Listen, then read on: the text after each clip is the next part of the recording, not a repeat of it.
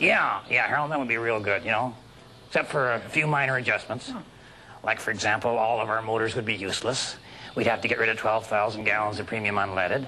Everybody would quit the lodge and I'd be out of business. But hey, once we're over those little speed bumps, I think it would be, as you say, excellent. Uncle Red, you did bring this on yourself. I mean, you could have sat down and talked to those canoeists.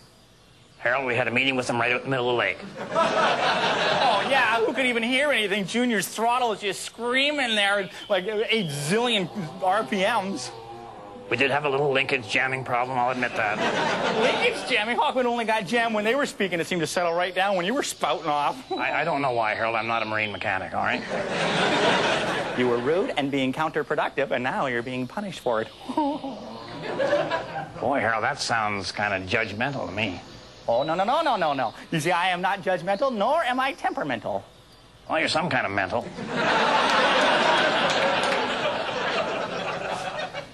It's not easy being me. Who else would even try? Oh, that's good enough. Oh, honey, I'm very fond of you. Honey, don't you know it's true? Honey on toast or honey-do, but honey on the toilet seat is tacky. Bill told me to go out and find him in his pup tent, so that's what I did. He said pup tent, but I think he meant Pop-Tart.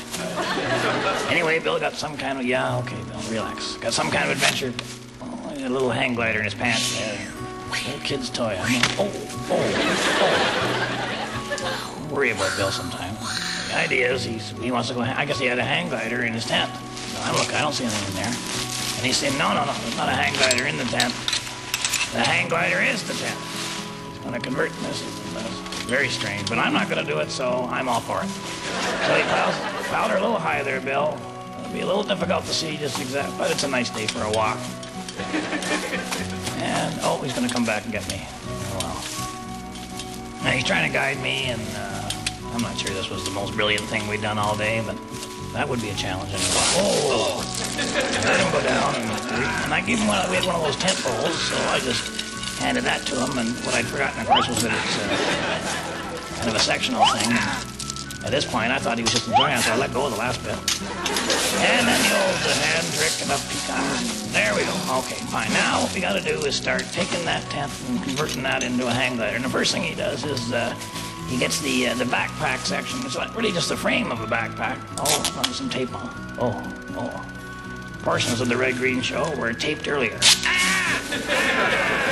I really felt bad about that. So we take the tent poles and reshape them and then put the canvas over top and what have you, and you've got yourself kind of a,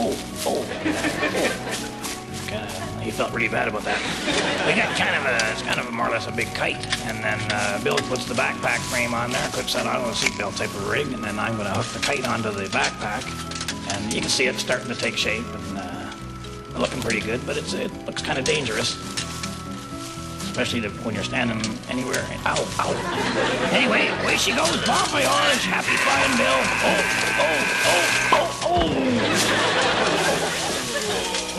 Oh, my gosh. Well, home is anywhere you hang your glider.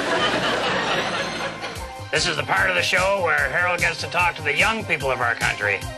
Hopefully they won't listen. Good evening, and welcome to Dr. Harold's Teen Phone-In Sex Show, where teenagers can phone in and ask questions and get answers from someone just like themselves. So if, you're a teenager or whatever, or cool or whatever, it doesn't matter. Just phone in and talk to me, Dr. Harold. The number here is 222, sorry. The number here is 555-5555. I'll give you a minute to jot that down. And then just call in, and we'll speak openly and frankly about sex. Huh? Lines are open, so.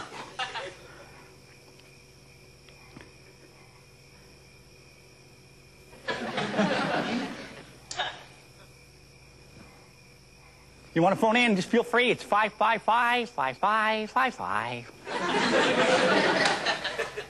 Please.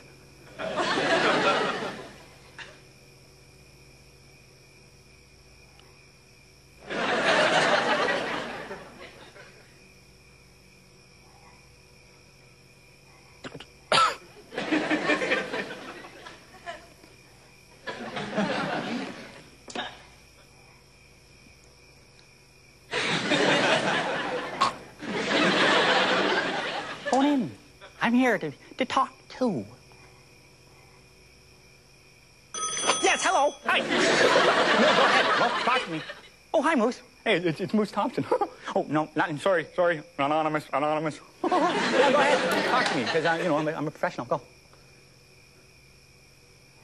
No way. Yeah? Yeah. No way. Yeah. Yeah? Get out. No, you don't. You shoot. No, that's good. A lot of people do that. Well, I do. We're like, that's fine. You'd be surprised. Yeah, well, I don't know is it VHS or beta? Depends, whatever you want to use.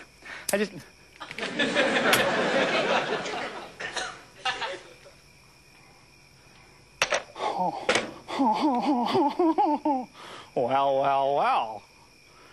Somebody has a problem with SCX.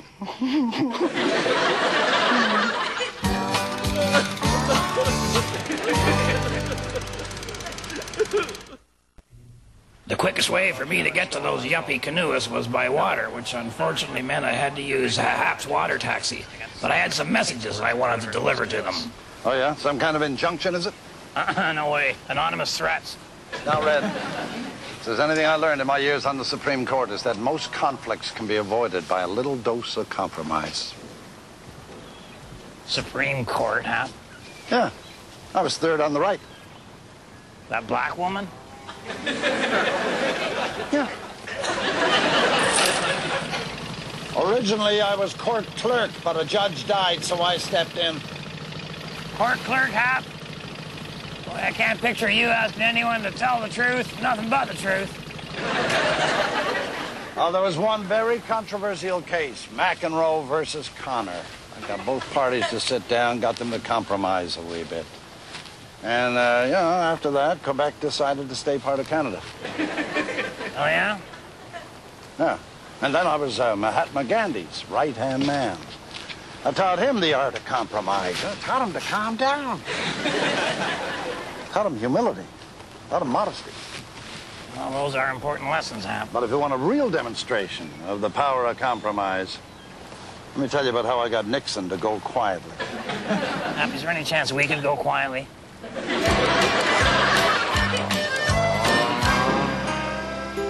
Well, this compromise thing seems to be working out pretty well. The canoeists have agreed to allow us to have outboard motors as long as they're limited to 10 horsepower.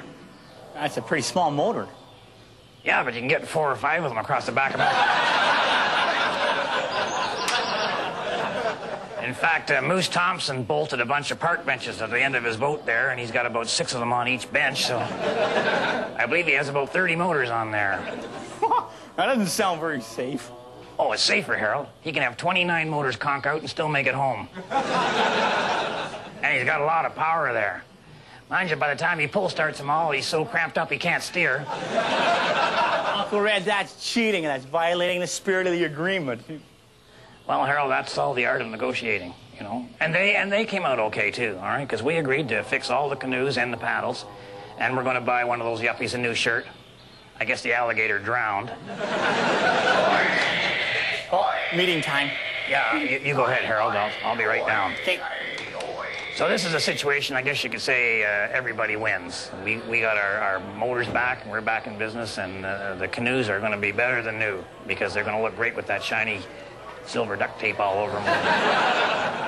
So if my wife is watching, I've learned a lot about judging and compromise tonight, and I'm going to be coming home straight after the meeting, and I was kind of looking forward to a romantic evening in a compromising position in a non-judgmental setting.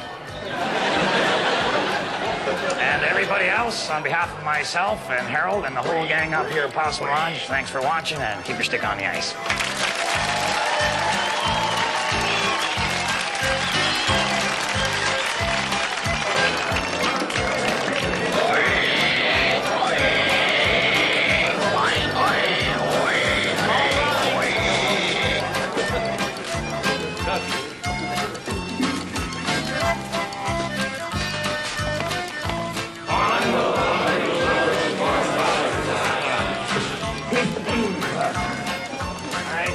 Before we get started, old man Sedgwick told me that he has nothing to say.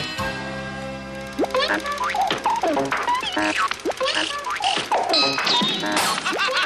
this is too much!